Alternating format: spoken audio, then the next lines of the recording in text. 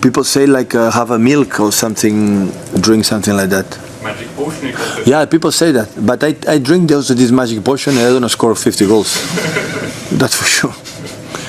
And now with that, I would recommend the little boys. Pep Guardiola, Manchester City manager, describes what Erling Haaland wants. Says he to say that Erling Haaland wants more to drink milk, and of course that's why he's so energized man. Only because he's just want to drink milk. And in fact, Pep Guardiola says despite of his in love with milk, but he could never he could never score the 50 goals like him. And he used to say that Erling Haaland is just a fantastic, world class striker, the one who is just doing the incredible all of the Manchester City Football Club. And this time around, here manager describes the future game as they are going to face Real Madrid Football Club in UEFA Champions League. And in fact, he depends on the quality of his striker. Means Erling Haaland is used to say that he is the one to decide the